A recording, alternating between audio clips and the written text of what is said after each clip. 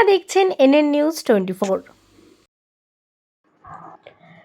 ব্রাত্য বসু আবার আজ দুর্দান্ত র্যালির মাধ্যমে ব্রাত্য বসুর রোড শো হয়ে গেল দক্ষিণ দমদম পৌরসভার 8 নম্বর ওয়ার্ডে। উপস্থিত ছিলেন অভিজিৎ মিত্র, একলব্য মজুমদার, বিকি পাল, রিনি পাল, কাজল রায়, শ্যামল ভট্টাচার্য প্রমুখ। এই মিছিলকে কেন্দ্র করে তৃণমূল কর্মী এবং এলাকার মানুষের উদ্দীপনা ছিল চোখে পড়ার মতো। মালা ফুল বৃষ্টির মাধ্যমে সাধারণ মানুষ ব্রাত্য বসুকে কাছে টেনে নেন। মিছিল শেষে অভিজিৎ মিত্র সাংবাদিকদের উদ্দেশ্যে বলেন যে ব্রাত্য বসু এবং চতুর্থবার তৃণমূল সরকারের জয়ের ব্যাপারে ওনারা নিশ্চিত। ক্যামেরায় শুভজিতের সঙ্গে নির্জন নন্দের রিপোর্ট, এনএন নিউজ 24।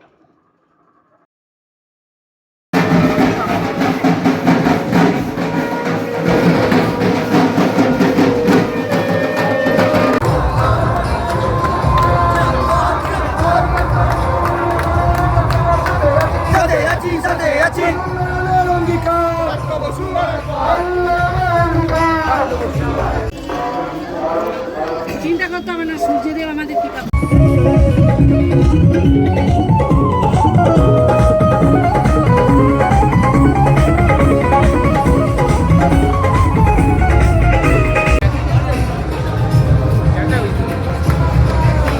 জনসংযোগ করবো সারা বছর করি।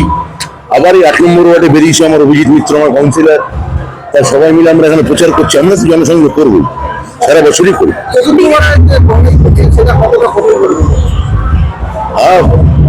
সব লড়াই করছে, মানুষ মুখ্যমন্ত্রীকে ভোট দেবেন এবং তিনি যা কাজ করেছেন মমতাজি, ওটা ভারতবর্ষে একটা মানে কি বলবো ইনস্ট্যান্স।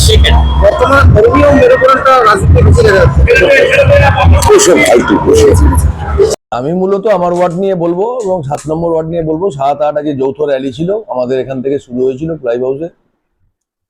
এখানকার মানুষের আপনারা ভিডিও দেখলেই বুঝতে পারবেন ব্যাপক স্বতঃস্ফূর্ত সমর্থন। এবং ব্রাত্য বোস 3বার জিতেছেন, চতুর্থবারের জন্য প্রার্থী হয়েছেন।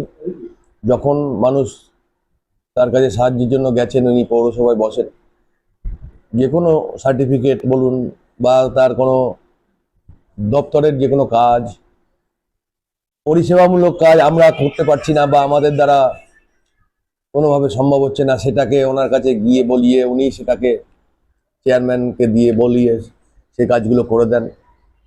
উনি থাকাতে একটা আমাদের সুবিধা যে ওনার মতন একজন লোক যিনি একদম নিচের স্তর পর্যন্ত কাজের নিজে তদারকি করেন। কোথায় হলো, কোন পাড়ার ড্রেনটা খারাপ, কোন পাড়ার রাস্তাটা খারাপ, সেগুলো পর্যন্ত ওনার একদম নজর থাকে। আমাদের থেকে জানতে চান কোন রাস্তাটা হলো না, কোন পাড়ার ক্লাবটা একটু ভালো করে দিতে হবে, এই সমস্তগুলো পর্যন্ত। এরা আমাকে বলেছেন যে তুমি একটা সুইমিং পুল করো। তাই বললাম দাদা অনেক টাকা খরচা। বললো ঠিক আছে, সেটা আমি দেখব। আমার ওয়ার্ডে মোটামুটি যা উন্নয়নমূলক কাজ সবই প্রায় আমরা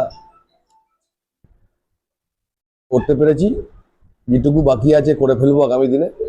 আর একটাই কাজ যেটা আমাদের টার্গেট, একটা সুইমিং পুল করা, সেটা সবারই সহযোগিতায় আশা করি 2-1 বছরের মধ্যেই সেটি কাজ শুরু করতে পারবো। 11 সাল থেকে 26 এই সময়টা, এর মধ্যে কোন সময়টা সবথেকে আপনার কঠিন সময় মনে হচ্ছে যে নির্বাচনের চাপ এবারের জন্য কঠিন সময় মনে হচ্ছে? দেখো 2009 সালের পরে পরিবর্তনের একটা সংকেত আমাদের দলের কর্মীরা এবং সাধারণ মানুষ দিয়েছে। এবার 2009 সালের পরে 11 সালে যে আমরা ক্ষমতায় আসব, সেটা লোকসভা নির্বাচনের পরে এবং পৌরসভা যখন হলো তার 3 মাস পরে, তখন থেকেই বোঝা গেছিল যে পশ্চিমবঙ্গে পরিবর্তন আসছে। সেই হিসাবে দেখলে 2021 সালের নির্বাচনটা আমাদের কাছে একটা